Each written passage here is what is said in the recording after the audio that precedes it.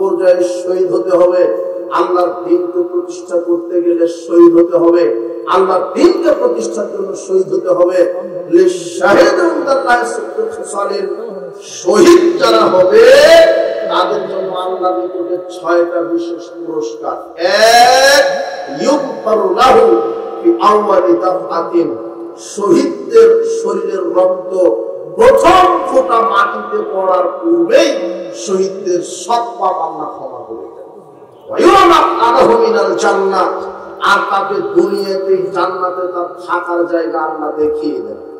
মরার পূর্বে আল্লাহ আপনাকে জান্নাত দেখাবেন। এটা হলো 1 নম্বর শহীদদের মর্যাদা। 2, জাউমিন ফিতনাতিল কবর আযাবিল কবর, 2 কবরের শাস্তি থেকে শহীদকে বাঁচিয়ে দিবেন। শহীদদের কোনো কবরের শাস্তি হবে না। 3, ওয়ায়ামামু মিন ফাজিল আহমাদ, কিয়ামতের প্রচন্ড বিভীষিকাময় শাস্তি থেকে আল্লাহ বাঁচিয়ে দিবেন। 4, ইউযাওয়ালা রাসুল নাজুল ওয়াকারি ইয়াকুতাতি মিনহা খায়রুম মিনাদ দুনিয়া ওয়া মা ফিহা, শহীদকে আল্লাহ বিচার মাঝে এমন একটা মর্যাদার মতো করে দিবেন, তাতে থাকবে ইয়াকুত, যা দুনিয়ার সবকিছু বিক্রি করলে ওই মুকুটের সমান মূল্য হবে। 5, ইউযাওয়াজু সিনতাইনা সাবিনা যাওজাতাম মিনাল হুরুল আইন, শুধু শহীদদের জন্য, কারো জন্য নয়, শুধু শহীদদের জন্য, কারো জন্য নয়, শুধু শহীদদের জন্য আল্লাহ জান্নাতে 72টি সুন্দরী নারীর সাথে বিবাহ দিয়ে দিবেন, আর কারোর জন্য নয়। সাধারণ জান্নাতীদের জন্য বিশেষ 2টা, আর শহীদদের জন্য কয়টা? 72টা। ওই শাফফি 70 মিন আকরাবাইহি, আর শহীদ হয়ে যদি তুমি মারা যেতে পারো তাহলে শহীদদের মর্যাদার দিকে আল্লাহ তাকিয়ে বলবেন, হে শহীদ, তোমার যারা নিকট আত্মীয়, যারা জাহান্নামে চলে গেছে, এরকম 70 জন নিকট আত্মীয়কে তুমি নিজে সুপারিশ করে জান্নাতে ঢুকিয়ে দাও। তোমার যারা আত্মীয় আছে। যুবক, রক্ত যদি দিতে হয় ইসলামের পথে দাও। তথাকথিত জাহেলিয়াতকে প্রতিষ্ঠা করে তুমি অন্যের গাড়িতে আগুন লাগিয়ে এক নেতার তুমি ক্যানভাস করে আর একজনকে বাড়ি দিলে, ও আর এক তোমাকে বাড়ি দিল, আর তুমি মারা গেলে তোমার নামের আগে লেখা হলো শহীদ। কিসের শহীদ বেটা? কিসের হতে শহীদ বলছো তুমি? তোমার ইসলাম প্রতিষ্ঠার জন্য 1 কলম লড়ালে তুমি তো নেতাকে গদিতে বসাবে বলে অন্যের বাড়ি ভাঙচুর করো, আর গাড়ি ভাঙচুর করাতে গিয়ে যদি তোমার মাথা ফাটে, তোমার নামের আগে লেখা হচ্ছে শহীদ। এই শহীদে তোমার জাহান্নাম হবে, জান্নাত হবে না, মনে রেখো। এই শহীদে জান্নাত হবে না। সারা পৃথিবীর সবাই যদি শহীদ বলে, আরে শহীদ তো লিখবেন আল্লাহ, শহীদের মর্যাদা তো আল্লাহর কাছে। তুমি এমন নেতার ক্যানভাসে নেমে মাঠে ময়দানে লড়ে একেবারে অমুকের গাড়ি ভাঙচুর, অমুককে মারছো, অমুক দলের মানুষদেরকে লাঠি চার্জ করছো, আর তোমাকে একটা বাড়ি লেগে রক্ত পড়ছে, তোমার নামের আগে লিখে দিলে শহীদ। আশ্চর্য কথা, শহীদ কি এত সস্তা? এই পচা, এই বেহাপনা নগ্ন রাজনীতিতে তুমি নেমে ইহুদি খ্রিস্টানের বস্তা পচা এই নগ্ন বেহায়া রাজনীতিতে তুমি নেমে তুমি আমার শহীদের মর্যাদা চাও? তুমি যে নেতার ক্যানভাসে নেমেছো সে তো সারা বহুদিনের কথা তো বোঝই যাবে। আশ্চর্য কথা, তোমার নামের আগে আবার শহীদ লেখা লাগে। তুমি কার দিন প্রতিষ্ঠা করার জন্য রাস্তায় নেমেছো? তুমি মুহাম্মদ সাল্লাল্লাহু আলাইহি ওয়াসাল্লামের আদর্শ প্রতিষ্ঠা করার জন্য রাস্তায় নামো। মানুষের তন্ত্র প্রতিষ্ঠা করার জন্য রাস্তায় কাজ করো না। তোমাকে আল্লাহ ধরবেন, তুমি মনে রেখো। বলছিলাম, জান আল্লাহ রাস্তায় দিতে হবে, মাল আল্লাহ রাস্তায় সম্পদ ব্যয় করতে হবে, আল্লাহর দ্বীন প্রতিষ্ঠার জন্য সম্পদ ব্যয় করতে হবে। মুহাম্মদ সাল্লাল্লাহু আলাইহি ওয়াসাল্লাম যখন সাহাবীদেরকে বলতেন যে তোমরা আল্লাহ রাস্তায় দান করো, আল্লাহ বলছেন লান তানালুল বিররা হাত্তা তুনফিকু মিম্মা তুহিব্বুন, তোমরা কখনোই নেকি পাবে না যতক্ষণ না প্রিয় জিনিস আল্লাহ রাস্তায় দান করবে। আয়াত নাজিলের সাথে সাথে আবু তালহা রাদিয়াল্লাহু আনহু বলছেন, আল্লাহর নবী আমার মদিনাতে সবচেয়ে দামি একটা খেজুর বাগান আছে বাইরুহা, এটা আমার কাছে সবচেয়ে দামি, আমি মসজিদে নববীতে এটা দান করে দিলাম। তখন আল্লাহর নবী বলছেন, না, মসজিদে নববীর অনেক আছে, তুমি তোমার আত্মীয় স্বজন যারা আছে, নিকট আত্মীয়, অনাথ অনাথিনী, ফকির মিসকিন, এদেরকে দান করো। আবু তালহা আল্লাহকে সন্তুষ্ট করার জন্য তার আত্মীয়দেরকে তার প্রিয় বাগানটি দান করে দিল। সাহাবীগণ উত্তম দৃষ্টান্ত আল্লাহ রাস্তায় দান করতে। মুহাম্মদ সাল্লাল্লাহু আলাইহি ওয়াসাল্লাম বলেছেন, তাবুকের যুদ্ধে যেতে হবে, কে কি দিবে? ওমর রাদিয়াল্লাহু আনহু বলছেন, আমার উপার্জনের অর্ধেক দিয়ে দিলাম। ওসমান রাদিয়াল্লাহু আনহু বলছেন, আমি 30,000 স্বর্ণ যাবে, 15,000 ওট দিলাম, আর অর্ধেক খাওয়া খরচ পাতেও দিলাম। আবু বকর রাদিয়াল্লাহু আনহু বলছেন, আল্লাহর নবী, আপনাকে আর আল্লাহকে বাড়িতে রেখে আমার যা আছে সবই দিলাম। আব্দুর রহমান বিন আওফ বলছেন, আল্লাহর নবী, আমার 8,000 স্বর্ণ মুদ্রা দিরহাম আছে, আমি 4,000 স্বর্ণ মুদ্রা দিরহাম দিয়ে দিলাম। তখন গরিব সাহাবীরা বলছেন, সবাই তো দিল, আমরা তো গরিব, ভ্যান চালিয়ে খাই, কৃষি কামনা করে খাই, আমরা তো এত দিতে পারি না। একজন সাহাবী আল্লাহর নবীর কাছে এসে বলছেন, আল্লাহর নবী, এই যে 2 সা খেজুর, আমি সারা রাত ইহুদির খেজুর বাগান ছেটেছি। মুহাম্মদ সাল্লাল্লাহু আলাইহি ওয়াসাল্লাম বলছেন, মান জাহাজা জাইশাল উসরাতি, মান জাহাজা জাইশাল উসরাতি ফালাহুল জান্নাহ। তাবুকের যুদ্ধে যে দান করবে তার জন্য জান্নাত ওয়াজিব হয়ে যাবে, যে দান করবে তার জন্য জান্নাত ওয়াজিব।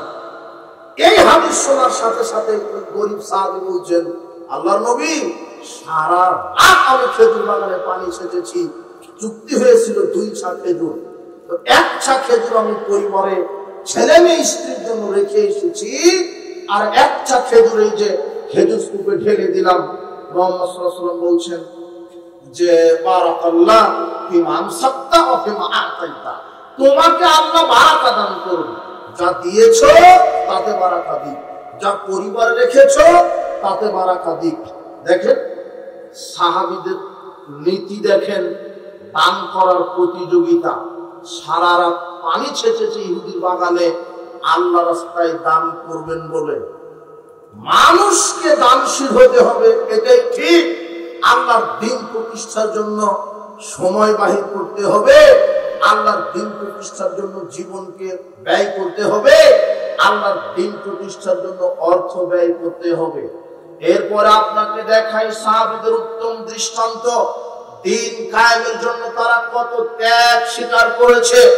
হে যুব সমাজ, তুমি কি করো?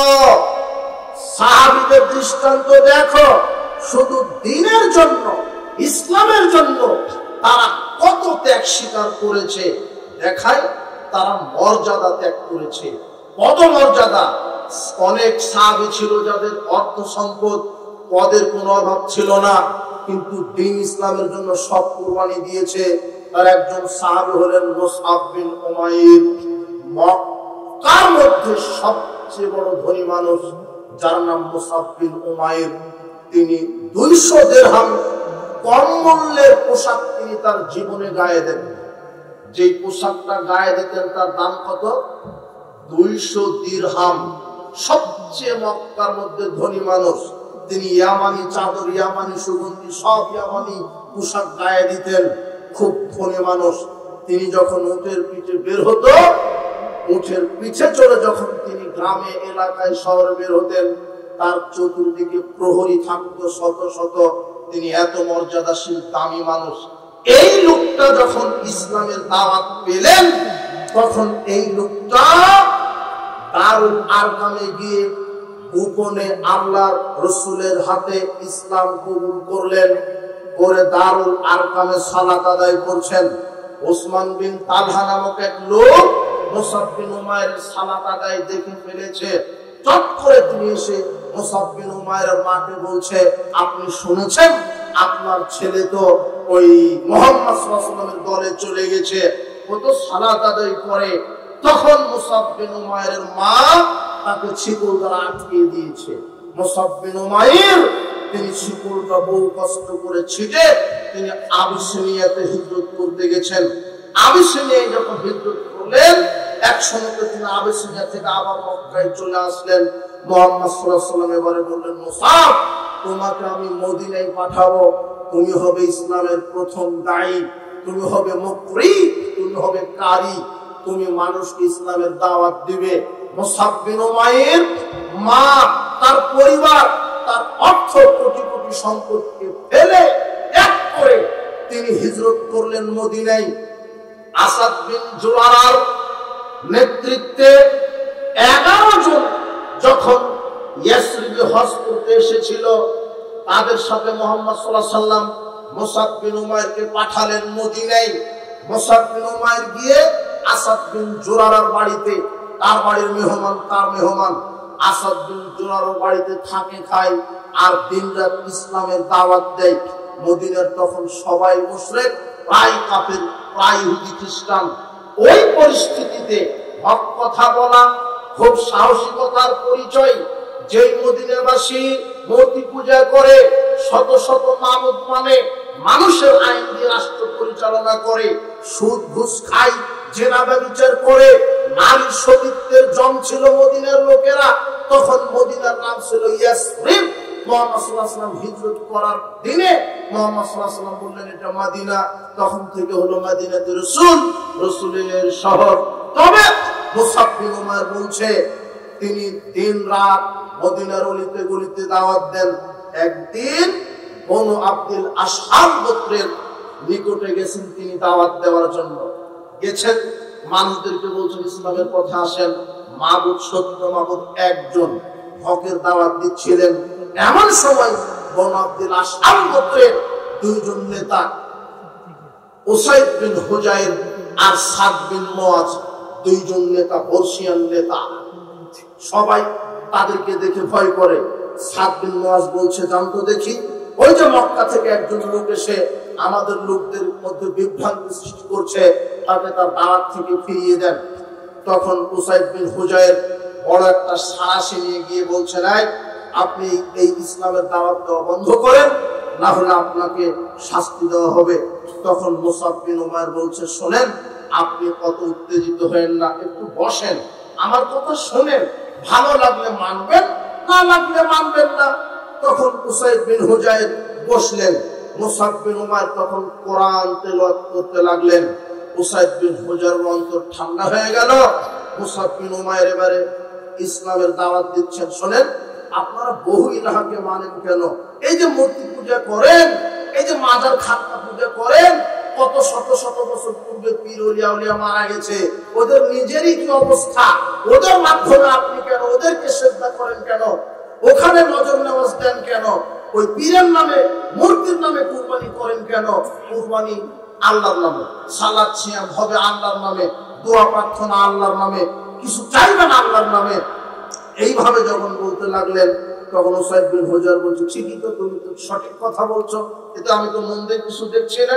তখন উসাইদ বিন হুজাইর ওই সানাসুটা ফেলে, পাশেই ছিল কুয়া, কুয়াতে গোসল করে এসে বলছেন, আশহাদু আল্লা ইলাহা ইল্লাল্লাহু ওয়া আশহাদু আন্না মুহাম্মাদান আবদুহু রাসূলুহু, আমি সাক্ষ্য দিচ্ছি আল্লাহ ছাড়া কোনো মাবুদ নেই প্রকৃত, আমি সাক্ষ্য দিচ্ছি মুহাম্মদ আল্লাহর রাসূল।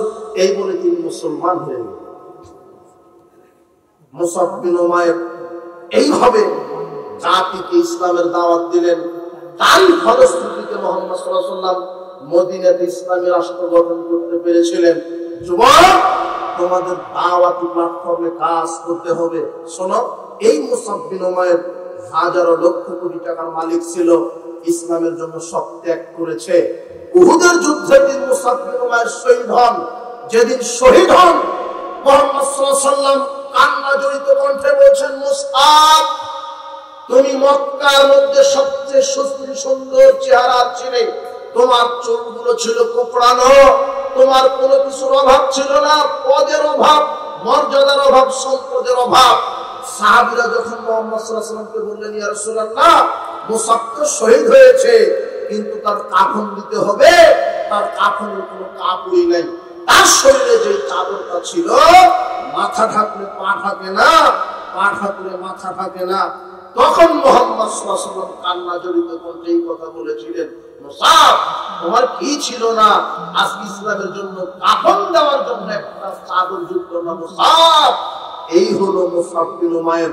মুহাম্মদ সাল্লাল্লাহু আলাইহি ওয়াসাল্লাম বললেন, ইসখির ঘাস দিয়ে তার কাফনের কাপড় দিয়ে তাকে দাফন করে দাও, কেননা মুসাব বিন উমাইর জান্নাতের অধিবাসী, ইসলামের জন্য ত্যাগ করেছে জানমাল সব। আর একটা ঘটনা দেখো, আজকে কোরআন এবং সহিহ সুন্নাহ মানার কারণে অনেক আহলে হাদিস যুবক যারা পরিবার থেকে নির্যাতিত, পিতা থেকে নির্যাতিত, মা থেকে নির্যাতিত, এমনও আছে আমাদের কাছে যে যুবক জোরে আমিন বলে, রাফালাইন করে, পায়ের সাথে পা মিলাই, পিরোলিয়া উলিয়া গাউস কুতুব মানে না, একমাত্র আল্লাহকে মানে, মেলাদ কিয়াম চেহলাম মানে না, এগুলি কি বেদাত বলে, একমাত্র রাসূলের সুন্নাহকে মানে, জোরে আমিন বলে সালাত আদায় করে, রাফালাইন করে সালাত আদায় করে, প্রচলিত কোন তন্ত্র মন্ত্র মানে না।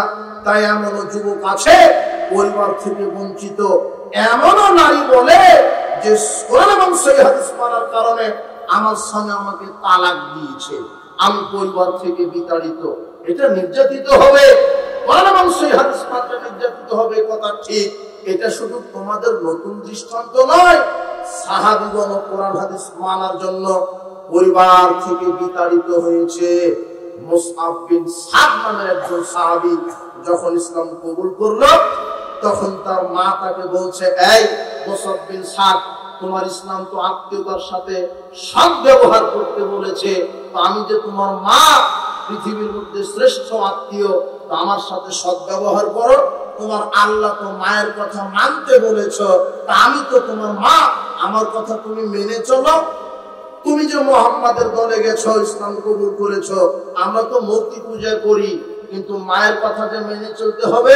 শোনো মুসআব বিন সাদ, ওয়াল্লাহি লা তামুতু আমান ওয়া লা তাশরাবু শারাবান হাত্তা তাকফুরু বিমুহাম্মাদ হাত্তা মুতা আও তাকফুরু বিমুহাম্মাদ সাল্লাল্লাহু আলাইহি ওয়াসাল্লাম। শোনো মুসআব বিন সাদ, আমি আল্লাহর, তোমার ওই আল্লাহর কসম করেই বলছি, তুমি যদি মুহাম্মদ সাল্লাল্লাহু আলাইহি ওয়াসাল্লামের দ্বীন ত্যাগ না করো, আমি খাবো না, আমি পান করব না, এভাবেই মারা যাব।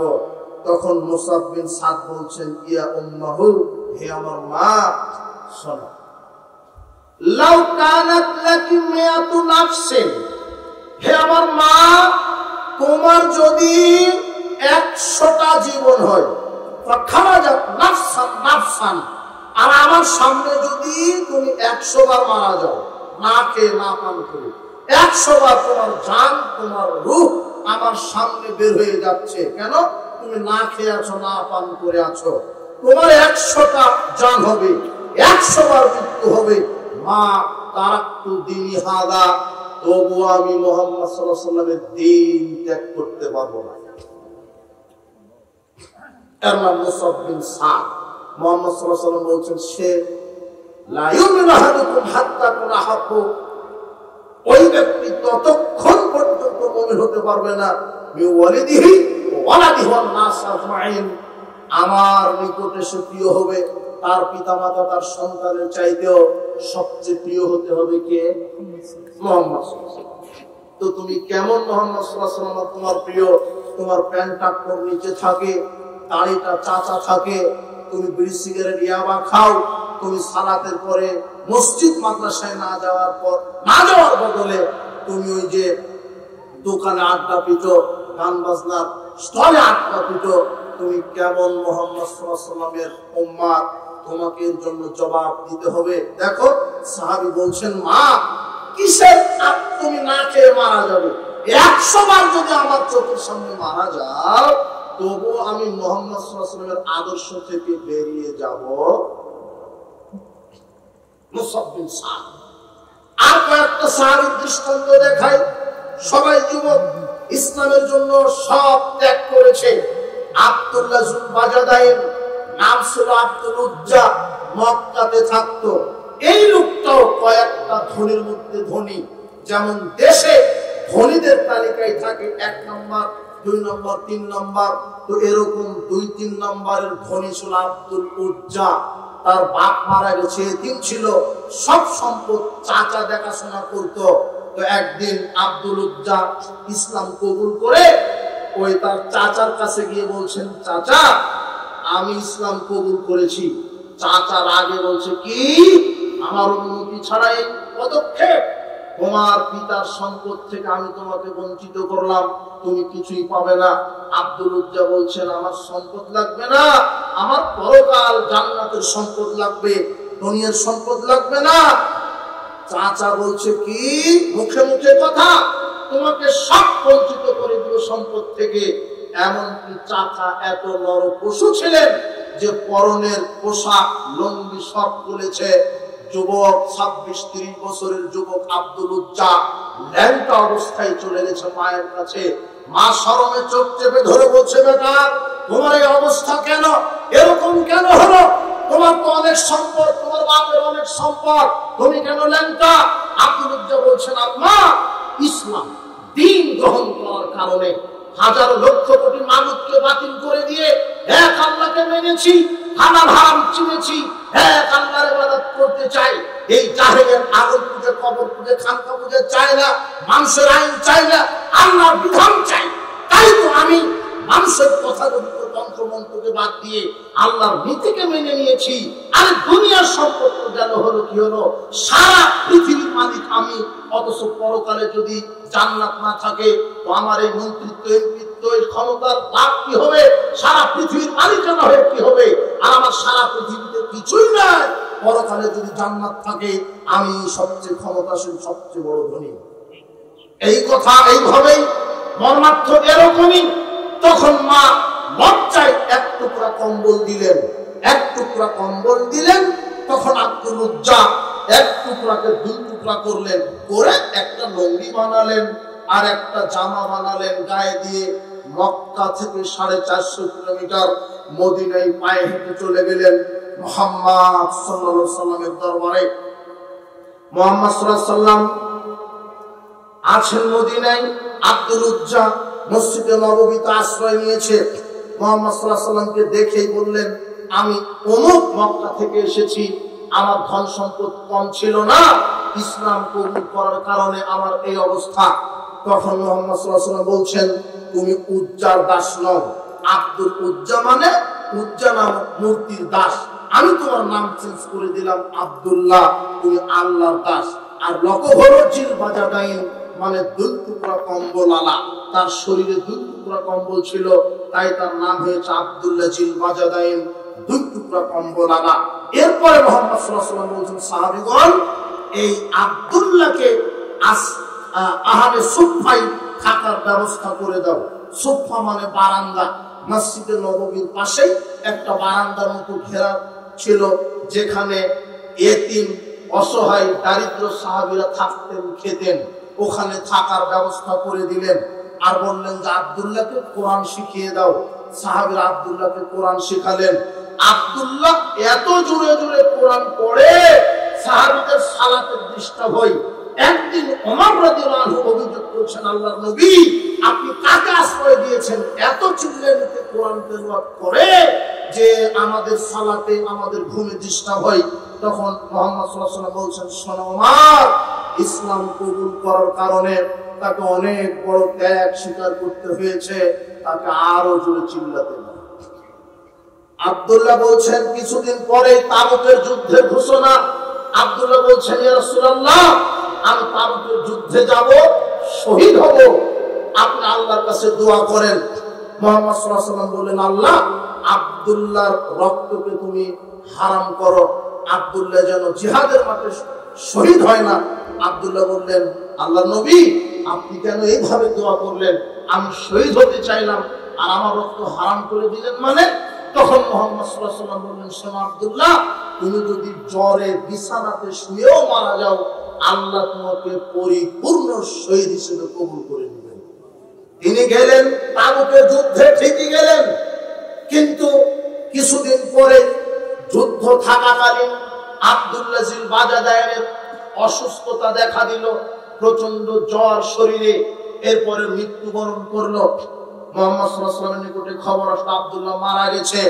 মুহাম্মদ সাল্লাল্লাহু আলাইহি ওয়াসাল্লাম বললেন তার কাফনের ব্যবস্থা করো। কাফনের ব্যবস্থা করা হলো। এবারে দাফনের ব্যবস্থা করা হলো। উমর রাদিয়াল্লাহু আনহু, আবু বকর রাদিয়াল্লাহু তাআলা আনহু, দুইজন সাহাবী তার খাটিয়া বহন করলেন। আর রাতে দাফন হচ্ছে, রাত্রে মারা গেছে, রাত্রে দাফন। বেলাল রাদিয়াল্লাহু আনহু বাতি ধরে আছে অন্ধকার, চেরাগটা বেলালের হাতে, আর খাটিয়া একটা উমরের কাঁধে আর একটা আবু বকরের কাঁধে। আর কবরের ভিতরে যিনি লাশটা শুয়ে রাখার জন্য নেমেছেন তিনি স্বয়ং মুহাম্মদ সাল্লাল্লাহু আলাইহি ওয়াসাল্লাম। লাশটা নামানোর সাথে সাথে মুহাম্মদ সাল্লাল্লাহু আলাইহি ওয়াসাল্লাম বলছেন, আল্লাহ, আমি সন্ধ্যা পর্যন্ত আব্দুল্লাহর প্রতি রাজি খুশি ছিলাম, তুমিও রাজি খুশি হয়ে যাও। এই দোয়া যখনই মুহাম্মদ সাল্লাল্লাহু আলাইহি ওয়াসাল্লাম করলেন, আবু বকর রাদিয়াল্লাহু আনহু চিৎকার দিয়ে বলছেন, ইয়া লাইতানি কুনতু সাহিবাল সুফরা, হায় আফসোস, আজকে যদি আমি এই কবরবাসী হতাম আমার জান্নাত ওয়াজিব হয়ে যেত। আব্দুল্লাহ চুল বাজা দেন, তোমার মতো যুবক হাজারো লক্ষ কোটি টাকার মালিক ছিল, শুধু ইসলামের কারণে কম্বল জড়িয়ে চলে এসেছে তোমার রাসূলের দরবারে, আর তুমি আজ পর্যন্ত ইসলাম নিজের জীবনে প্রতিষ্ঠা করতে পারলে না।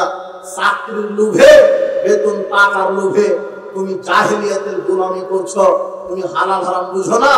সাহাবীরা লক্ষ কোটি টাকা পায়ের তলে নিক্ষেপ করে আল্লাহ বিধান, রাসূলের আদর্শকে মেনে নিয়েছো, আর তুমি হারাম খাবে বলে ঘুষের আশ্রয় নিয়ে তুমি এই সরকারের দালালি করো, নেতার দালালি করো, ঘুষ, সুদ, চাঁদাবাজিতে তোমার যৌবন, তোমার ঈমান নষ্ট হয়ে গেছে।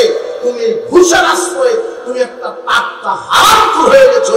তোমার কাছে হালাল হারামের কোনো দাম নাই, অথচ সাহাবীর আদর্শ ফলো করো, দেখো তারা অর্থ সম্পদের তোয়াক্কা করেনি, আর তুমি সেই অর্থ সম্পদের মোহে ঈমানকে তুমি বিক্রি করে দিয়েছো। তোমার বড় অফিসার বলে দিয়েছে দাড়ি রাখলে চাকরি হবে না, তুমি কাপুরুষ, তুমি দাড়ি চেষে অফিস করো, হারাম করতে একটা অফিসার বলে দিয়েছে যে দাড়ি এটা জঙ্গি, তুমি তো শিবির হয়ে যাবে, প্যান্টটা নিচে করো, উপরে করছো কেন? তুমি চাকরির লোভে দাড়িটা কি করে ফেলেছ না, বুঝুনি মনে হয় আমার কথা। তোমার অফিসার বলে দিয়েছে দাড়ি রাখলে চাকরি হবে না, তুমি চাকরির জন্য দাড়িটা কি করে ফেলেছ? তোমার আবার ঈমান, তোমার কিসের ঈমান? তুমি চাকরির কাছে দাড়িটা বিক্রি করেছো, আরে তুমি দাড়ির কাছে চাকরি বিক্রি করে দেবে, এটা হলো যুবক। আমি ইসলাম, তুমি ঘুষের আশ্রয় চাকরি নাও কেন? আশ্চর্য কথা। সাহাবীদের আদর্শ ফলো করো। বলছে যে বউ তো দাড়ি রাখতে দেয় না, তাহলে বউকে বলো দাড়ি রাখা ফরজ। খালিফুল মুশরিকিন ওয়াফিরুল লিহা ওয়াহফুশ শাওয়ারিব, মুহাম্মদ সাল্লাল্লাহু আলাইহি ওয়াসাল্লাম বলছেন দাড়ি ছেড়ে দাও, মোষ খাটো করো। মুহাম্মদ সাল্লাল্লাহু আলাইহি ওয়াসাল্লামের আদেশ মানে দাড়ি রাখা ফরজ, আর বইয়ের পারমিশনে দাড়ি রাখবে খা পুরুষ। তুমি কবে পুরুষত্ব তোমার শেষ? হয় বউকে রাখবে না হলে দাড়িকে, বুঝনি মনে হয় আমার কথা। আজকে বাড়িতে গিয়ে বলবো যে দাড়ি রাখতে হবে, তুমি কি রাজি? তো না, পরের দিন আবার বলো 3 দিন, রাজি যদি না হয় তাহলে তালাক। তো তুমি তালাক দেওয়া তো ভয়, লক্ষ টাকা তুমি যৌতুক নিয়ে রেখেছো, তুমি কাপড় সে বসে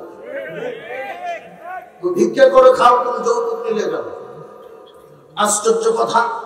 তুমি কেন যৌতুক নিবা? তুমি যৌতুক দিবা, তুমি তোমার শ্বশুরকে দিবা একটা লঙ্গি, একটা মোটরসাইকেল, এটা হলো পুরুষ। তুমি তোমার বাপ কাপড় সার করে থাকে, বেটার ডিগ্রি যত বড় গাড়ি তত বড়। আরামসুখ বাপ বেটা ভিক্ষা করে গাড়ি কিনে তারপরে বিবাহ, নাহলে বইয়ের কাছে শাশুর কাছে বিক্রি হয়ে যেতে হবে। বিবাহের দিনে শাশুড় তোমাকে স্বর্ণের আংটি দিয়েছে, মানে ওটা গরুর গলাসি বলি রাজশাহীতে, মানে গরুর গলাসি পরিয়ে দিয়েছে। এখন শাশুড়ি যা বলবে তোমার তাই শুনতে আছে।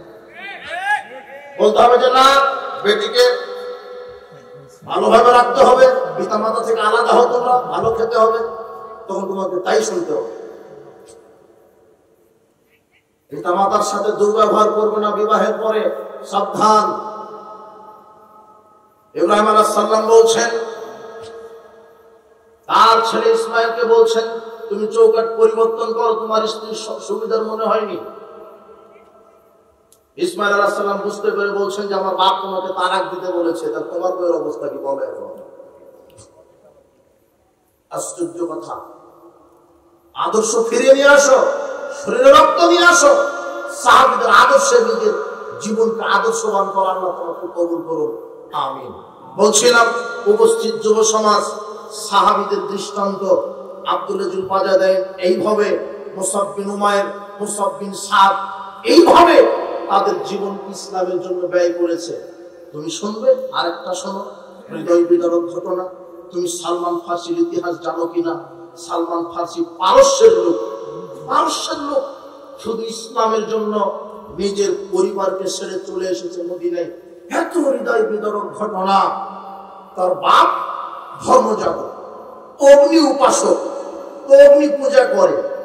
একদিন সালমান ফার্সির বাপ সালমান ফার্সিকে বলছে, বেটা আমি অমুক শহরে বাড়ি বানাচ্ছি, অমুক শহরে একটা বাংলো বানাচ্ছি, তুমি এই বাড়িটা তদারকি করো, দেখে আসো তো, যাও। তো সালমান ফার্সি তার বাপের কথা মতো বাড়ি দেখতে গেছে। এটা খামার একটা, তার বাপের যে ইন্ডাস্ট্রি পরিকল্পনা সেটা দেখতে গেছে। তো দেখতে যেতে রাস্তাতেই দেখে একটা পাদ্রী, ঈসা আলাইহিস সালামের ধর্মের অনুসারী পাদ্রী, বড় আলেম, গির্জার ভিতরে সালাত আদায় করছে। সুন্দর করে এইভাবে তাকবীর দিচ্ছে, রুকু করছে, সিজদা করছে। সালমান ফার্সি দেখে বলছে, আরে এটা তো আমার ধর্মের চেয়ে উত্তম, আমরা শুধু আগুন জ্বালাই আর আগুনের সামনে নিরাপত্তা পালন করি, অথচ কি সুন্দর করে রুকু সিজদা করছে।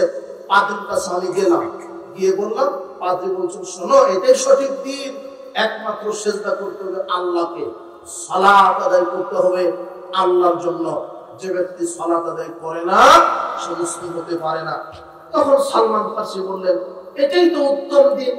তখন তিনি তার বাপের কাছে চলে গেলেন, গিয়ে বলছেন, আব্বা আজকে যে দৃশ্যটা দেখে এসেছি এটা আমার কাছে ভালো লেগেছে, তো আমার দিনের চাইতে ওই পাদ্রীর দিন আমার কাছে ভালো মনে হলো।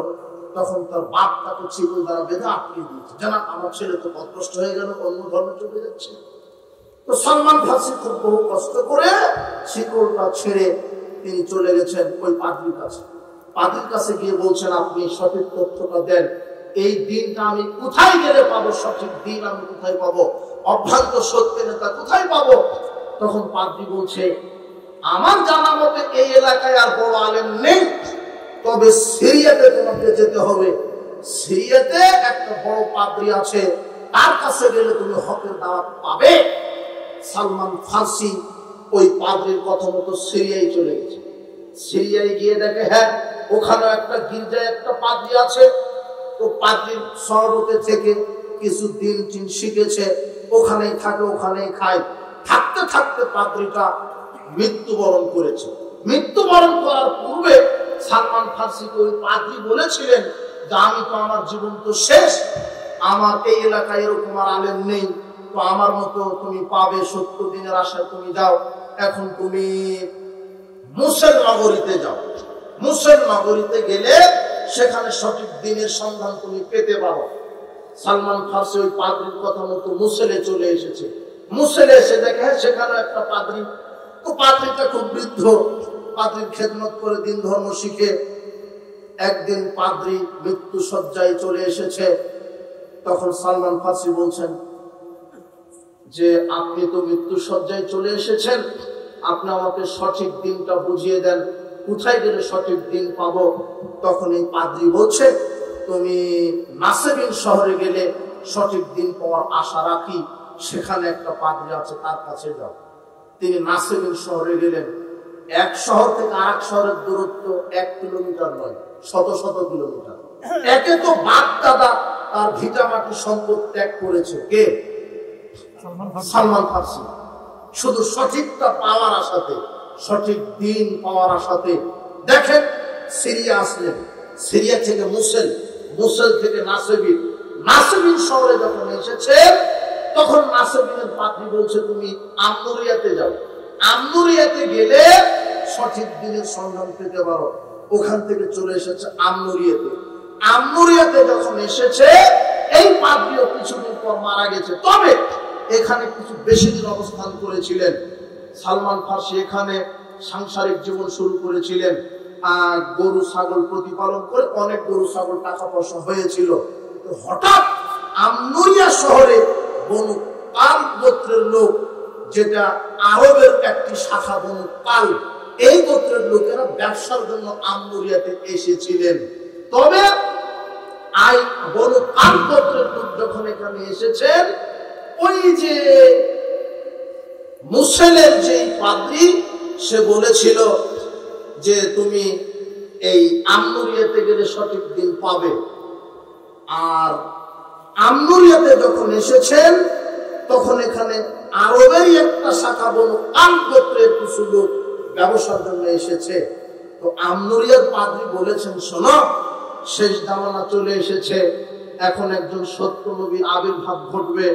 আর সেই নবী যেই ভূখণ্ডে থাকবে, তখন তো বাংলাদেশ, পাকিস্তান, শ্রীলঙ্কা এগুলি দেশ ছিল না, বিভিন্ন ভূখণ্ডের নাম ছিল শুধুমাত্র। তখন ওই পাদ্রী বলছে, শোনো, শেষ নবী যেখানে আগমন ঘটবে, সেই ভূখণ্ডটা হবে পাথর আর বাড়িতে পরিপূর্ণ, আর খেজুর বাগান বেশি বেশি থাকবে। এটা দেখেই তুমি চিনে নিবে যে এটা হলো সেই নবীর দেশ। আর ওই নবীকে তুমি পাবে, আমি দুইটা নিদর্শন বলে দিচ্ছি। এক, তুমি সত্য নবীর সন্ধান পাবে, তুমি বুঝতে পারবে যিনি নবী হবেন শেষ জামানার, তিনি সাদগা খাবেন না, তিনি খাবেন হাদিয়া। দুই, তার দুই কাঁধের মাঝখানে এখানে থাকবে মোহরে নবুয়ত। এই দুইটা যদি তুমি বুঝতে পারবে সেটাই হলো শেষ নবী, অভ্রান্ত সত্য নবী। এই কথা, এই নসিয়া শুনে, এই নসিয়া বলে পাদ্রীটা মারা যান। কিছুদিন পরে বনু কাল গোত্রের লোক আসে, তিনি বুঝতে পারেন এরাই হলো সেই লোক। তখন সালমান ফার্সি বলছেন, শোনেন, আপনারা কষ্ট করে আমাকে ওই মরুভূমি, বালুকাময়, পাথরময়, খেজুর গাছের দেশে আমাকে একটু পাঠিয়ে দেন, ওখানে গেলে আমি সত্য দিন পাওয়ার আশা রাখি। তো বনু কাল গোত্রের লোক বলছে, আমরা তো বিনা শর্তে রাজি হব না, আমি তোমাকে পাঠিয়ে দিব আমরা। তো সালমান ফার্সি বলছেন, ঠিক আছে, শর্ত কি লাগবে? আমার জীবনের যত উপার্জন, এই যে দেখছো শত শত ছাগল, হাজার হাজার ছাগল, গরু, এগুলি সব আমার সম্পদ, আমি সব তোমাদেরকে দিয়ে দিলাম, তবু আমি নবীর কাছে যেতে চাই। সব দিয়ে দিলেন, সব দিয়ে দিয়েছেন। এখন বলুন, কাল গোত্রের লোক তাকে নিয়ে আসছে, কিন্তু এরা খেয়ানত করেছে। কিছু দূর আসতেই, কারণ ওয়াদিল কোরা নামক জায়গাতে একে এক ইহুদির কাছে বিক্রি করে দিয়েছে। কাকে? সালমান ফার্সিকে বিক্রি করে দিয়েছে বড় কাল গোত্রের লোকেরা। ওখান থেকেও টাকা খেয়েছে, আর এর কাছে তো খেয়েছে। চিটার বাটপাড়ি ওই কিয়ামত পৃথিবী সৃষ্টির দিন থেকে আজ পর্যন্ত আছে। এখন যেমন চিটার বাটপাড়ি সমাজে নেই, মেম্বার চেয়ারম্যানের কাছে গেলে টাকা, তোমার অফিস আদালতে গেলে টাকা লাগে, চিটার বাটপাড়ি সব জায়গাতে। আপনাকে কে বলেছে জুতা চুর চুর? ওই টিউবওয়েল, মসজিদের টিউবওয়েল চুর চুর, আপনার মসজিদের মাইক চুর চুর, গোয়াল ঘর থেকে গরু চুর, ওটা চুর। ওগুলো চুর নয়, ওটা ছোট চুর, পেটের দায়ে চুরি করে। এদেরকে ধরবেন, ধরে উত্তর মাধ্যম দিয়ে আরো 1000-10 টাকা দিয়ে বলবেন, চুর, বাদাম বিক্রি করে খাওয়ার যেন চুরি করিস না। এরা ছোট চুর, কিন্তু বড় চুর তো আপনি টের পান না। ওই যে মেম্বার, ওই যে চেয়ারম্যান, ওই যে এমপি, ওই যে income tax office, passport office, visa office, secretariat, সচিবালয়ে বসে আছে, এই হারাম খুলেরা কলমের খোঁজা দিয়ে বাংলাদেশের সাধারণ মানুষের টাকা চুরি করছে। এরাই হলো বড় বড় দুর্নীতিবাজার চুর। কথা বুঝেছেন? এক একটা চুর আছে, সব জায়গাতে আছে। সেক্রেটারিয়েটে বসে আছে 6টা, শয়তানটা ওখানে বসে আছে, ভূমি অফিসে বসে আছে। তোমার বাপ আর তোমার চাচা 100 জমি নিয়ে দ্বন্দ্ব। তোমার চাচা বৃদ্ধ হয়ে মারা গেছে, তোমার চাচা তো ভাই বড় হয়ে গেছে, তুমি 100 জমির দ্বন্দ্ব মিটাতে পারো না তোমার এদেশের আইন। এই টাকা, এই ফাইল, এই চেয়ারে যায় না টাকা ছাড়া। সব চুর বাটপার সব জায়গাতে আছে, তুমি সাবধান হও। 1 টাকা অন্যায় ভাবে যদি দুর্নীতি করো, হজ যাকাত তাহাজ্জুদ দিয়ে জান্নাত হবে না। তো বলছিলাম, ওই যে বলো কাল গোত্রের লোকেরা তাকে বিক্রি করে দিয়েছে ইহুদির কাছে। ওই ইহুদি সালমান ফার্সিকে নিয়ে চলে গেছেন, তার খেজুর বাগানে কর্মচারী হিসেবে নিয়োগ দিয়েছেন। তো কিছুদিন যাওয়ার পরে ওই ইহুদির চাচাতো ভাই ইয়াসরিব থেকে ওয়াদিল কোরায় চলে গেছে, গিয়ে বলছে যে ভাই, আপনার এই খাদেম আমার পছন্দ হয়েছে, এই যে পারস্যের লোক, আমি একে কিনে নিয়ে আমার কর্মচারী নিয়োগ দিতে চাই। আর তোমাকে আর একটা কথা বলি, আমাদের কুবা নামক জায়গাতে মানুষেরা বলছে যে শেষ নবীর আবির্ভাব ঘটেছে, তখন সালমান ফার্সি চট করে খুশিতে বলছে, আহা, আমি তো এটার জন্যই এত আমার জীবনকে বিসর্জন দিয়েছি। তিনি খেজুর গাছ থেকে মাটিতে লাফ দিয়ে দিয়েছেন, শেষ নবীর খবর শুনতে পেয়েছেন, লাফ দিয়ে তখন এই চাচাতো ভাইয়ের সাথে কুবায় গেছেন, গিয়ে মুহাম্মদ সাল্লাল্লাহু আলাইহি ওয়াসাল্লামের সাথে দেখা। এখনো তিনি নিশ্চিত নন কয়টা নিদর্শনের কথা বলেছে পাদ্রী, দুইটা। সে সাদগা খাবে না, কি খাবে? হাদিয়া, আর মোহরে নবুয়ত থাকবে। এখন তিনি সাদগার খেজুর নিয়ে বলছেন যে এটা হলো সাদগা, আপনি খান। তখন মুহাম্মদ সাল্লাল্লাহু আলাইহি ওয়াসাল্লাম বলছেন, আমি আমার বংশের কেউ সাদগা খায় না। তখন সালমান ফার্সি বলছেন, একটা আলামত মিলে গেল, এখন নবুয়ত দেখতে হবে। কিভাবে দেখা যাবে? কিছুদিন পর একটা আনসার গোত্রের এক ব্যক্তি মারা গেছেন, মুহাম্মদ সাল্লাল্লাহু আলাইহি ওয়াসাল্লাম জানাজায় যাচ্ছেন, তো একটা চাদর পড়েছিল, চাদর। মুহাম্মদ সাল্লাল্লাহু আলাইহি ওয়াসাল্লাম চাদর পড়েছিলেন।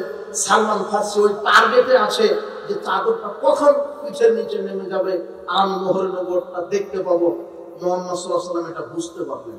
তিনি সামনে যেভাবে দেখতে পান, পিছনে সেভাবে দেখতে পান। আপনি সামনে যেভাবে দেখতে পান, মুহাম্মদ সাল্লাল্লাহু আলাইহি ওয়াসাল্লাম পিছনে ওইভাবে দেখতে পান। তো সালমান ফার্সি কেমন কেমন করছে বিষয়টা বুঝতে পেরেছেন।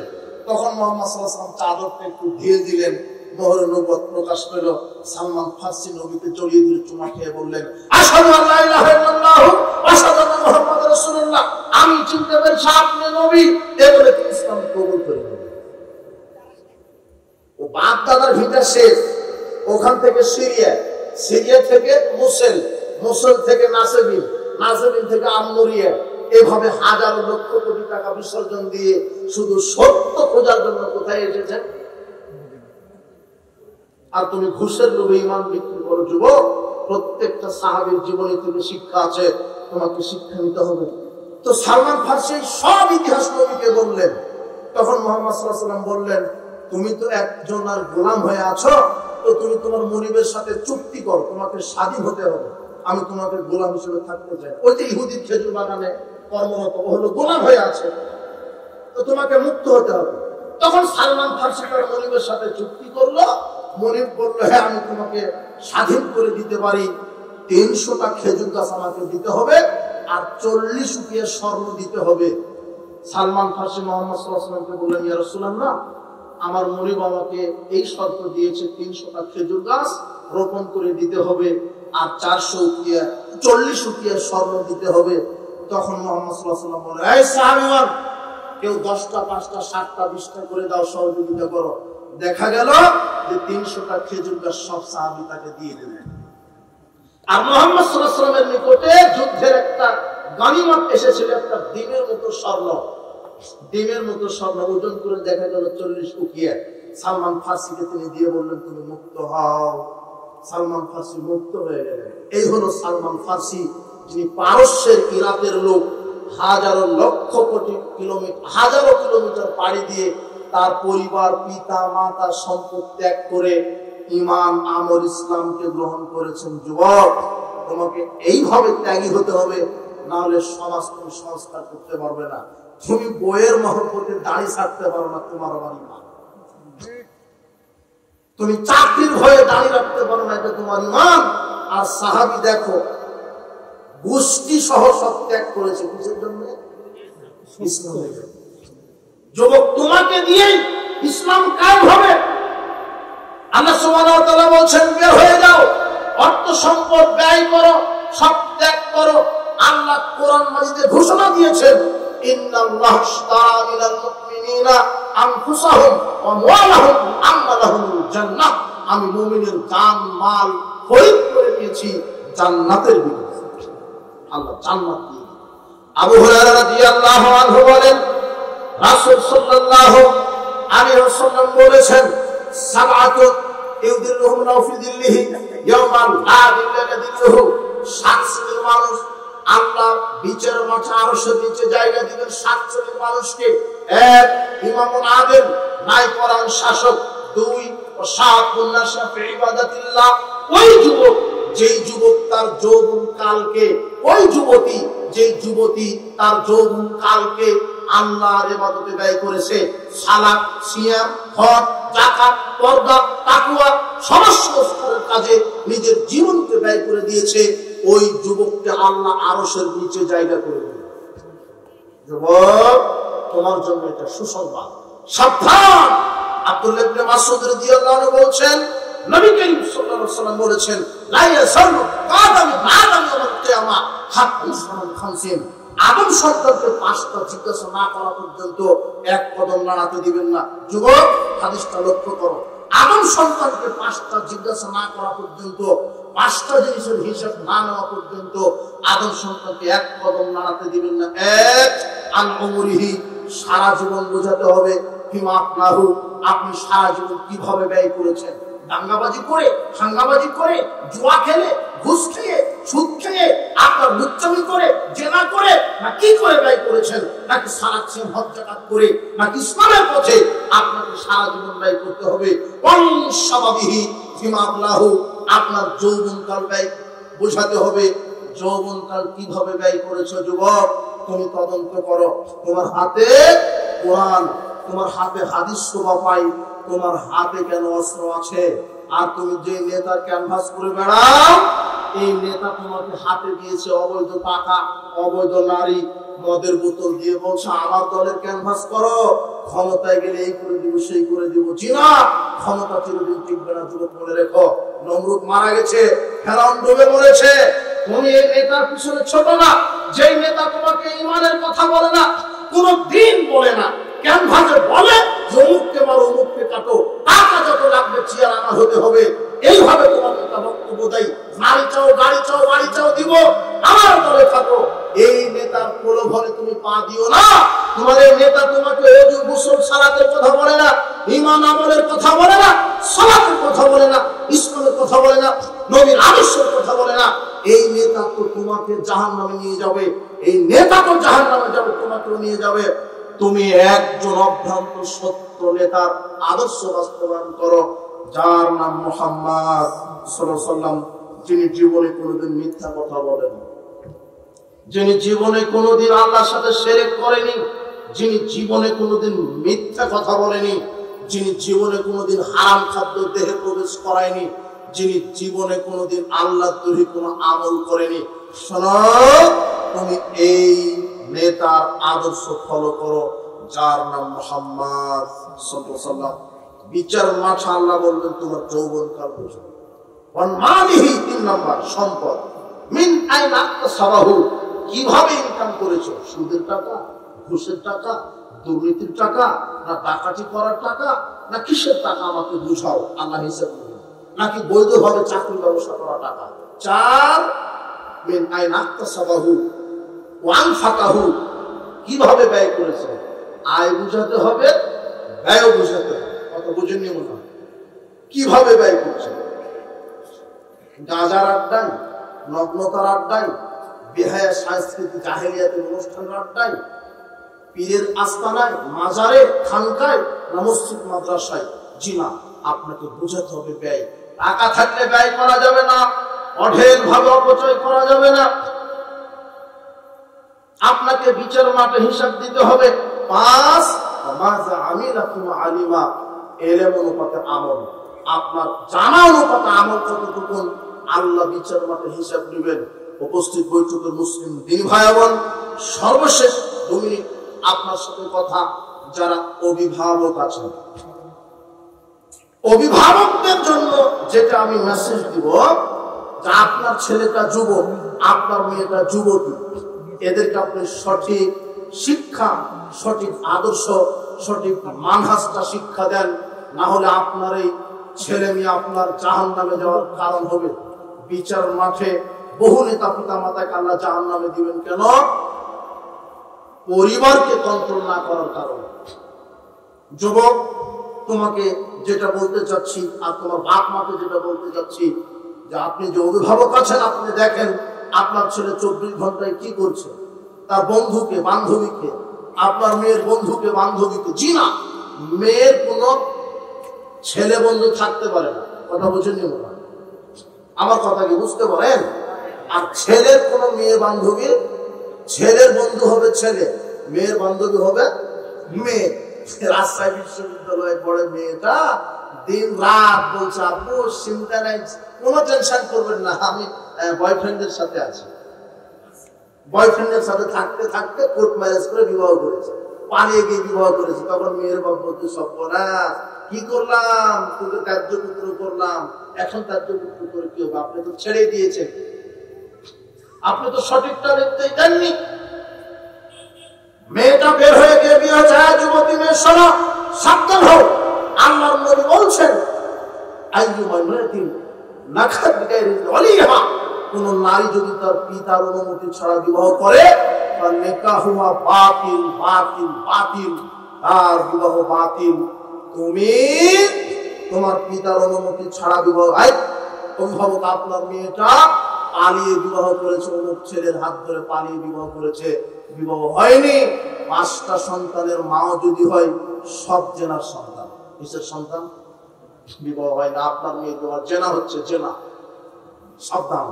মেয়েকে কিভাবে চালাচ্ছেন তদন্ত করেন, ছেলেকে কিভাবে চালাচ্ছেন জিমা। ছেলেকে আদর্শ শিক্ষা দেন। হে যুব সমাজ, তোমাদের উদার আহ্বান থাকলো আরেকটা, যেভাবে লগ্নতার পিছনে ঘুরো না, জেনা ব্যভিচার, গান বাজনা, মাদকতা, এগুলি জাহেলিয়াত, জাহেলিয়া ফালাইসা মিন্না। আল্লাহর নবী বলছেন যে ব্যক্তি জাহেলিয়াতের পথে চলে সে আমার উম্মত না, যে জাহেলিয়াতের পথে চলবে সে জাহান্নামের খড়ি হবে। শোনো, যে জাহেলিয়াতের পথে চলবে সে জাহান্নামের খড়ি হবে। সর্বশেষ মেসেজ, বন্ধু নির্বাচনে সতর্ক হও, বন্ধু নির্বাচনে সতর্ক হও। আবু হুরায়রা রাদিয়াল্লাহু আনহু বলছেন, রাসূল সাল্লাল্লাহু আলাইহি ওয়াসাল্লাম বলেছেন, কি বলেছেন? আর রাজুলু আলা দীনি খালিলি, মানুষ তার বন্ধুর প্রভাবে প্রভাবিত হয়, মানুষ তার বন্ধুর প্রভাবে প্রভাবিত হয়। বন্ধু যেমন হয় সে তেমন হয়, বন্ধু যেমন হয় সে তেমন হয়। বন্ধু যদি নামাজি হয় সেও কি হয়? বন্ধু যদি মদখোর গাঁজাখোর হয় সেও কি হয়? ফালিয়ানজুর আহাদুকুম মাইখালিল। আল্লাহর নবী বলছেন, তোমরা দেখো যে কাকে বন্ধু নির্বাচন করছো। তিনি বলছেন, লা তুসাহিবিল্লা মুমিনান, মুমিন ছাড়া কাউকে বন্ধু নির্বাচন করো না, মুমিন ছাড়া কাউকে বন্ধু নির্বাচন করো না। আবু মালিক আল-আশআরী রাদিয়াল্লাহু আনহু বলেন, রাসূল সাল্লাল্লাহু আলাইহি ওয়াসাল্লাম বলেছেন, মাসালুল জালিসিস সালিহ ওয়াস সাওক হামিলিল মিসকানাফিল কিব। ভালো বন্ধু আর খারাপ বন্ধুর উদাহরণ হলো, ভালো বন্ধুর উদাহরণ আতর বিক্রেতার মতো, খারাপ বন্ধুর উদাহরণ কামারের হাতর আলার মতো। হামিলুল মিস্ক ইম্মা ইয়াহদিয়াক, আতর বিক্রেতার উদাহরণ মানে আপনি আতর বিক্রেতার কাছে বসেছেন, আতর বিক্রেতা এমনিতে আপনাকে আতর দিতে পারে। ইম্মান তাবতাআমিনহু, যদি না দেয় আপনি কিনে নেবেন। ইম্মান তাজিদা মিনহু রিহান তাইয়্যিবা, যদি এমনিতেও না দেয়, যদি পকেটে টাকাও না থাকে, যখন আতর বিক্রেতা আরেকজনকে আতর দিতে লাগবে, ওই ডিব্বাটা খোলার সাথে সাথে সুগন্ধি নাকে আসবে, ক্রেতা বিক্রেতা কেউ ঠেকাতে পারবে না, সুগন্ধি আসবে। আর কামারের হাপড় আলার মতো খারাপ বন্ধু মানে, কামারের হাপড়ের নিকটে বসে থাকলে আপনার আগুন এসে কাপড় পুড়িয়ে দিবে। অন্তত ধোঁয়া লাগবে, সঙ্গ দোষে লোহা ভাসে, এই হাদিসের সারাংশ। মানে ভালো বন্ধুর সাথে থাকলে ভালো, খারাপ বন্ধুর সাথে আপনার ছেলে ঘুরলে খারাপ। লোহাটা পানিতে ফেলে দেন, ডুবে যাবে, কাঠের সাথে লাগিয়ে ফেলে দেন, কাঠ তো ভাসবে ভাসবে, লোহাকেও ভাসাবে। আপনার ছেলেটা ভালোই কিন্তু মদখোরের সাথে ঘুরে, আপনার মেয়েটা ভালোই কিন্তু বেপর্দা নারীর সাথে ঘুরে, বেনামাজির সাথে ঘুরে, তাহলে আপনার ছেলেও বেনামাজি হয়ে যাবে। আপনার মেয়েটা লুচ্চা বান্ধবীর সাথে ঘুরে, ও লুচ্চাপনা করা শিখবে, এটাই ঠিক। এই কথা মুহাম্মদ সাল্লাল্লাহু আলাইহি ওয়াসাল্লাম হাদিসের ভাবার্থে বোঝা যায়। এটা বলছেন, হে যুবক, মুমিন ছাড়া কাউকে বন্ধু নির্বাচন করো না, মুমিন ছাড়া কাউকে বন্ধু নির্বাচন করো না। দেখো মুমিন বন্ধুকে আল্লাহ কি ক্ষমতা দিবেন, পাওয়া কি ক্ষমতা দিবেন, একটু 1 মিনিট। আল আখিল্লাউ ইয়াওমাইদিন বা'দুহুম লিবা'দিন আদুওয়ান ইল্লাল মুত্তাকিন। বিচারের মাঠে এক বন্ধু আরেক বন্ধুর শত্রু হবে, তবে মুত্তাকি বন্ধু শত্রু হবে না। কে মুত্তাকি বন্ধু? যেই বন্ধুর সাথে তুমি দুনিয়াতে চলেছিলে, একসাথে সালাত সিয়াম আদায় করেছো, একসাথে তাফসীর শুনতে গেছো, একসাথে ইসলামের কাজ করো, এই বন্ধুর সাথে তুমি থাকো। যদিও তোমার পাপের কারণে যদিও জাহান্নাম ঘোষণা হয়ে যায়, ফেরেশতা তোমাকে জাহান্নামে নিয়ে যাচ্ছে, এমন সময় তোমার মুমিন বন্ধু, ওই যে তুমি যে মুমিন বন্ধুর সাথে দুনিয়াতে সময় দিয়েছো, একসাথে সালাত আদায় করেছো, এই মুমিন বন্ধু তখন আল্লাহকে বলবে, আল্লাহ ওই যে আমার বন্ধু ফেরেশতারা জাহান্নামের দিকে নিয়ে যাচ্ছে, একসাথে সালাত আদায় করেছি, একসাথে রমাদান কাটিয়েছি, একসাথে হজে গেছি, একসাথে আমরা কোরআন হাদিসের বক্তব্য শুনেছি, আজকে আমার বন্ধুটার কোন অপরাধে জাহান্নামে নিয়ে যাওয়া হচ্ছে, আল্লাহ আমি আমার বন্ধুকে নিয়ে জান্নাতে যেতে চাই। তখন আল্লাহ বলবেন, ঠিক আছে, তোমার বন্ধুকে নিয়ে জান্নাতে ঢোকো। এগুলো মুমিন বন্ধু। বিশ্বাস করো যে গাঁজা ইয়াবা খায়, তাস ছক্কা লুডু জুয়া খেলে, এর সাথে ঘুরো না, দুনিয়াতেই তোমার শত্রু হবে। দুই বন্ধু একসাথে জুয়া খেলছো, ও হেরে গেছে তুমি জিতেছো, ও তোমাকে ছুরি মেরে দিবে। একসাথে গাঁজা খেতে বসেছে, ও নেশাগ্রস্ত, ও তোমাকে ছুরি মেরে দেবে, টাকাতে কম বেশি হলে ও তোমার শত্রু। বিড়ি সিগারেট জর্দাগুল হারাম, জীবনে মুখে দিও না। এগুলি খাবি সেগুলো অপবিত্র খাবার, যেগুলি কুকুর শিগালে খায় না। আশ্চর্য খাদ্য বিড়ি সিগারেট জর্দাগুল, যেগুলি মানুষ ছাড়া পৃথিবীতে দ্বিতীয় কোনো প্রাণী খায় না। দেখো তুমি একটা কুকুরকে দাও সিগারেট, ও মুখে দিবে না, পেশাব করে দিবে, তাও মুখে দিবে না। যেটা তুমি খাও, তোমার বাপ খায়, তোমার হুজুরও খায়, জর্দা খায় আর বলে মাকরুহ।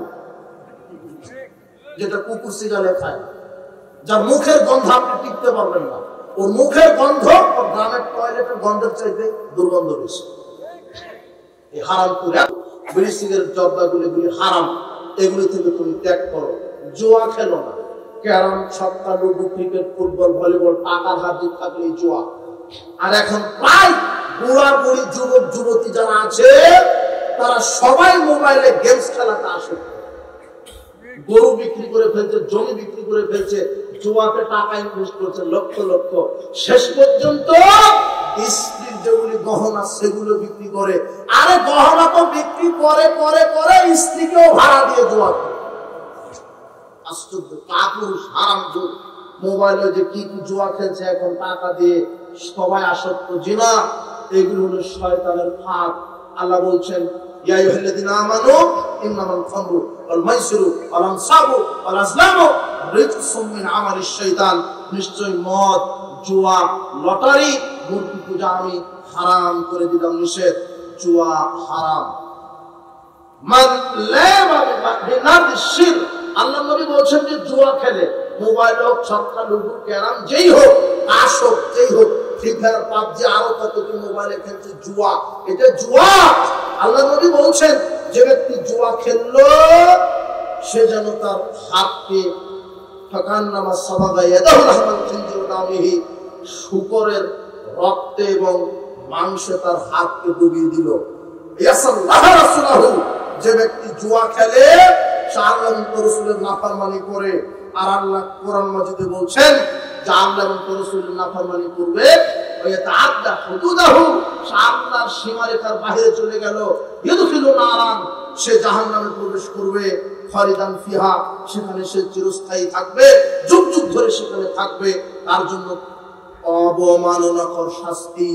জুয়া খেলার পরিণাম জাহান্নাম, লটারিতে অংশগ্রহণ করার পরিণাম জাহান্নাম। লটারি লটারি লটারি, 10 টাকাতে যদি লেগে যায় গাড়ি বাড়ি, তুমি এই ফাঁদে পা দিয়েছো। জিনা, লটারিতে অংশগ্রহণ করা হারাম, ওটা জাহান্নামের টিকিট কাটলেন, জাহান্নাম। লটারিতে অংশগ্রহণ করা হারাম, জুয়া খেলা হারাম, মদ পান করা হারাম। যুবক, মাদকের কাছে ইমান বিক্রি করো। যে ইমান তোমার সিগারেটের আগুন নিভাতে পারছে না, বিশ্বাস করো সেই ইমান কখনো জাহান্নামের আগুন নিভাতে পারবে না। বিশ্বাস করো যে ইমান তোমাকে আযানের পরে মসজিদে নিয়ে যেতে পারে না, সেই ইমান তোমাকে জান্নাতে নিয়ে যেতে পারে না। যে ইমান তোমাকে দাড়িটা এখনো ছেড়ে দিতে পারেনি, সেই ইমান তোমার জীবনে কল্যাণ বহন করতে পারে না। যে ইমান তোমাকে এখনো সুদ ঘুষ ছাড়াতে পারেনি, সেই ইমান তোমাকে জাহান্নাম থেকে ছাড় দিবে না। তুমি বিশ্বাস করো যুবক, তোমার যৌবনকাল আল্লাহ পায় টু পায় হিসাব নেবেন। উপস্থিত যুব সমাজ, যুবতী সমাজ, আল্লাহকে ভয় করো। যৌবনকাল চিরদিন থাকবে না। আজকে তুমি গান বাজনার আসর করে 31 নাইট পালন করো, পহেলা বৈশাখ পালন করো, পয়লা ফাল্গুন পালন করো। আশ্চর্য কথা, তোমার পয়লা বৈশাখে ঢাকা রমনার বটমূলে যত শিক্ষিত পুরুষ নারী, আপনার ওই বিশ্ববিদ্যালয়, কলেজ বিশ্ববিদ্যালয় প্রভাষক, হেডমাস্টার, আপনার ভিসি, এসি, ডিসি সব চলে গেছে ওই রমনার বটমূলে পয়লা বৈশাখ পান্তা ভাত নিয়ে ইলিশ মাছ খাই। আর মুখে পড়ে বান্দরের মুখোশ, হনুমানের মুখোশ, কুকুরের মুখোশ, পড়ে বলে এসো হে বৈশাখ মঙ্গল শোভাযাত্রা। আমি চিন্তা করে দেখি সর্বনাশ, এরা কেউ রিক্সা চালক, ভ্যান চালক নয়। আপনি পয়লা বৈশাখে তদন্ত করেন, ঢাকা রমনার বটমূলে যারা 1,500, 2,000, 5,000 টাকা দিয়ে ইলিশ মাছ কিনে পান্তা ভাত খায়, এরা কেউ রিক্সা চালক, আবার শিক্ষিত নয়। তথাকথিত শিক্ষিতা নারী পুরুষ ওখানে যায়, বান্দরের মুখোশ পড়ে আর হনুমান কুকুরের মুখোশ পড়ে বলছে এসো হে বৈশাখ।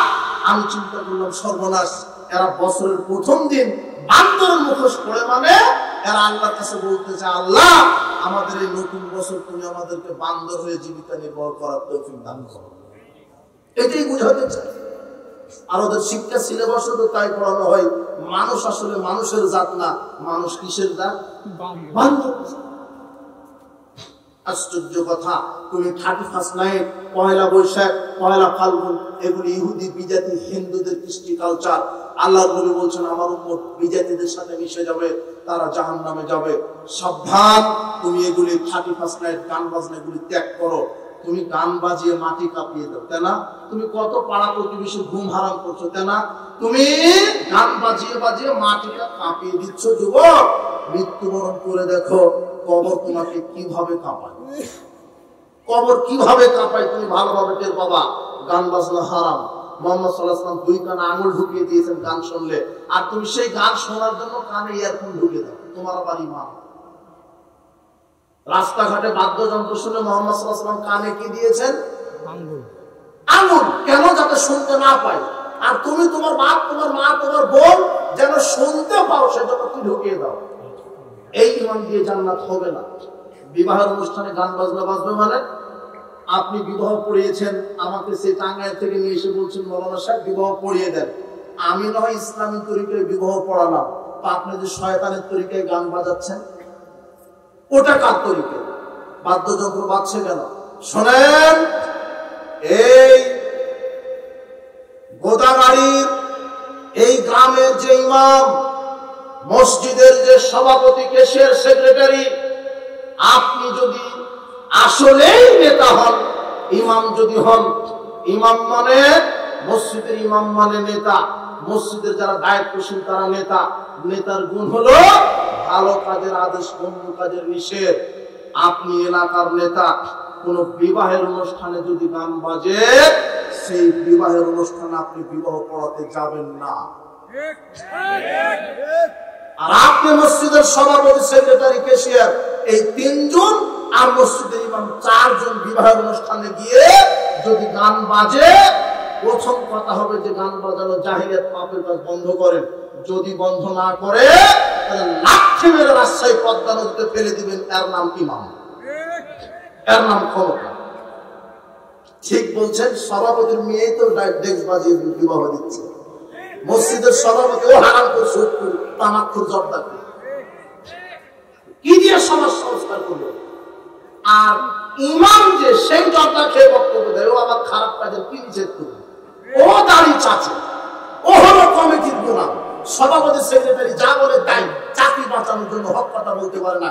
ইমামও কাপুরুষ, সভাপতি, সেক্রেটারি এরাও হারামখোর, কাপুরুষ। এগুলো দিয়ে সমাজ সংস্কার হবে না।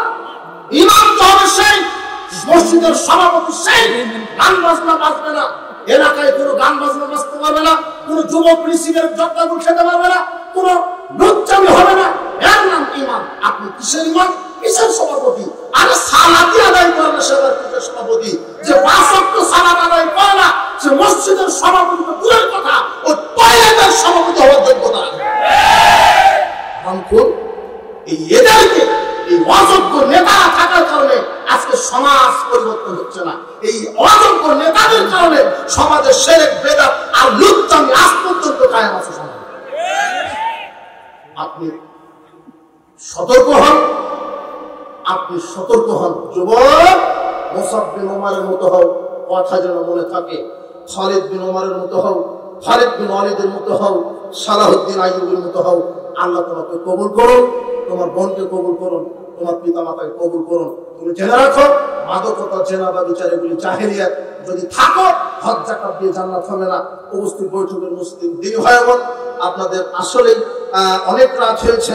জানি না মাহফিলের এরা নতুন নাকি এরা পরিচালনা করতে কি বলে, যেই সময়টা আমি প্রোগ্রাম শেষ করি সেই সময়টা আমাকে উঠানো হয়েছে। অন্তত আমাকে আনলে এইভাবে পরিবেশ করবেন না, আমি এইভাবে করি না।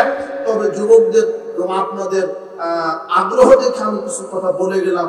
তাই তো আমি যুবকদেরকে আদর্শ হওয়ার জন্য বিষয়টি উপস্থাপনা করে কিছু বোঝার চেষ্টা করলাম। যাক, আল্লাহ সুবহানাহু ওয়া তাআলা আজকের প্রোগ্রামটি আল্লাহ তুমি আমাদের জন্য কবুল করে নিন। যারা মারা গেছেন কবরের শাস্তি মাফ করো। আজকের এই ইসলামী সম্মেলন তুমি আমাদের জন্য নাজাতের উসিলা হিসেবে কবুল করে নিন। আল্লাহ আমাদেরকে তুমি, যারা অসুস্থ তুমি আরোগ্যতা দান করো। আল্লাহ আমাদেরকে তুমি দীর্ঘ সুস্থ নেক হায়াত দান করো। দীর্ঘ সুস্থ নেক হায়াতে যেন কোরআন